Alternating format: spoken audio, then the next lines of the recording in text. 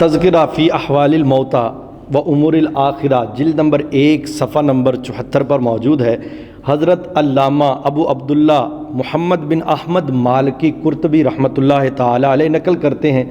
کہ حضرت سیدنا حسن بصری رحمۃ اللہ تعالی علیہ کی خدمت بابرکت میں ایک عورت حاضر ہوئی اور اس نے عرض کی، حضور والا میری جوان بیٹی فوت ہو گئی ہے، کوئی ایسا ورد و وظیفہ، کوئی ذکر و اذکار بتائیں جس کے ذریعے میں خواب کے اندر اس کے احوال معلوم کر سکوں، آیا کہ وہ اگلے جہان میں وہ اگلی جگہ پر کیا ہے، پرسکون ہے یا تنگ ہے، اذیت میں ہے یا سکون والی جگہ پہ ہے۔ تو حضرت سیدنا حسن بصری رحمۃ اللہ تعالی علیہ نے ذکر و اذکار بتائے۔ اس عورت نے ویسے ہی ذکر و اذکار کیے تو چند دن کے بعد وہ عورت حاضر ہوئی اور عرض کی، حضور والا میں نے بڑا عجیب و غریب معاملہ دیکھا ہے۔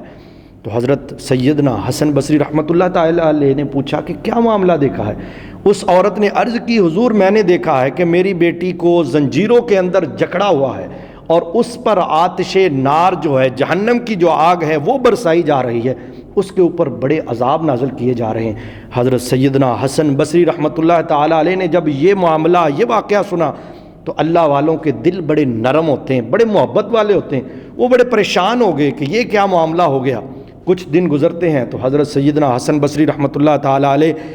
کی آنکھ لگتی ہے، سونے کے وقت جب آنکھ لگتی ہے تو خواب کے اندر کیا دیکھتے ہیں کہ ایک نوجوان لڑکی بڑے خوبصورت لباس کے اندر ہے اور جنت کی بہاروں میں مزے لوٹ رہی ہے، اور وہاں شہد کی نہریں ہیں، وہاں پہ دودھ کی نہریں ہیں، ہر طرف پہ سکون ہی سکون ہے۔ تو حضرت سیدنا حسن بصری رحمۃ اللہ تعالی علیہ نے پوچھا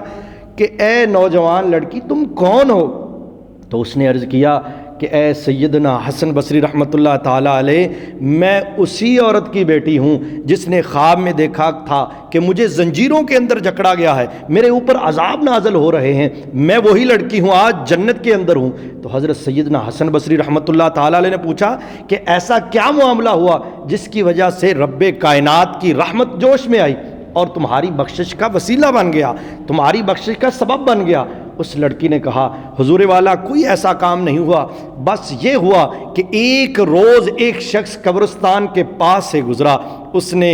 سرکار دو عالم، سردار الانبیاء، خاتم الانبیاء، فخر موجودات محمد مصطفیٰ صلی اللہ تعالی علیہ وآلہ وسلم کی خدمت میں ایک بار درود پڑھا تو اللہ تعالیٰ نے اس قبرستان میں موجود 560 قبروں والوں کو معاف کر دیا اور جنت میں داخل فرما دیا۔ اللہ اکبر! یہ کیسا اللہ تعالیٰ کی رحمت ہے کہ ایک بار اگر محبت سے درود پڑھا جائے تو 560 قبروں والوں کی بخشش ہو جاتی ہے۔